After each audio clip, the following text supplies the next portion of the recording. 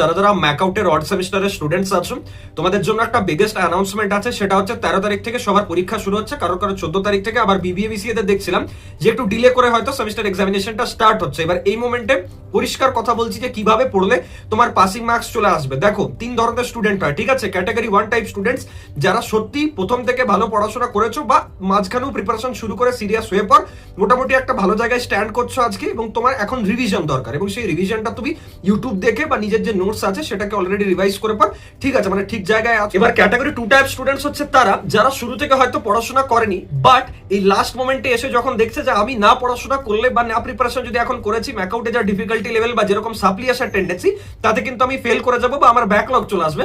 তো তারা হয়তো কোর্স নিয়ে পর বা হতে পারে যে ইউটিউব থেকে নিজের নোটস বানিয়ে বা ইউটিউবে লেকচার্স দেখে দিনরাত এক করে পড়াশোনা করছো, এবং এখন একটু ঠিকঠাক জায়গায় আছো, একটু কনফিডেন্স লো আছে, তোমাদের প্রিপারেশন রোডম্যাপ দরকার বা তোমাদের এই টাইমে একটু আরো ভালোভাবে ওয়ান শট রিভিশন দরকার।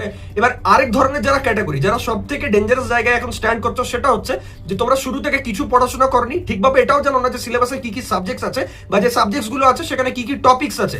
Until date you are thinking কি দাদা কোন একটা ফ্রি পিডিএফ দাও না আমাকে, দাদা টেলিগ্রামে অর্গানাইজারের কোনো পাইরেটেড পিডিএফ পাবো, কোনো বন্ধুকে বলছে একটু জেরক্স করে আমাকে পাঠাতো, কাউকে বলছে একটু স্ক্যান করে ইম্পর্টেন্ট কোশ্চেন অ্যান্সারস গুলো দাও। তো এই ধরনের যাদের টেন্ডেন্সি বা যাদের আর কি মানে স্ট্র্যাটেজিস এরকম টাইপের যে শর্টকাটে কিছু একটা 2-3 পাতা পড়ে দেখে চলে যাব, তারা কিন্তু ব্যাকলগ পাবে, এটুকু আমি গ্যারান্টি দিয়ে বলে দিচ্ছি তোমাদের, ঠিক আছে? কেউ বাঁচাতে পারবে না।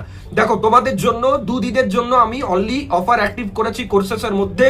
যারা যারা কনফিডেন্ট নও, আবারও বলছি, যদি তুমি confident, does not matter, no need to enrol any kind of courses, any kind of suggestion courses, ঠিক আছে? কিন্তু যদি তুমি কনফিডেন্ট নও আর এবং প্রিপারেশন কিছু করনি, কিছু পড়নি, এতদিন ধরে ফাঁকি মেরে গেছো, তাহলে যদি তুমি কোর্স না কিনেছো, কোর্স না পড়েছো, কোর্সের ইনভেস্টমেন্টটাকে ভাবছো যে 100, 200, 300, 500 টাকাও আমি করবো না খরচা, তাহলে রেডি থাকবে ব্যাকলগে, মানে পেপার রিভিউ 200 টাকা লাগবে পার সাবজেক্টে, আর ব্যাকলগ ক্লিয়ারিং এক্সামে 1000 টাকা লাগবে, ঠিক আছে? ওটা আলাদা করে সাইড করে রেখে দিও পরীক্ষা দিতে যাওয়ার সময়। দেখা হচ্ছে নেক্সট ভিডিওতে। যদি অফার চাও তাহলে Sourav Chakraborty play store app আছে, ওখানে যাও, কোর্সেস কিনে পর পড়া শুরু করো এখন থেকে, নাহলে get ready to regret later. Thank you.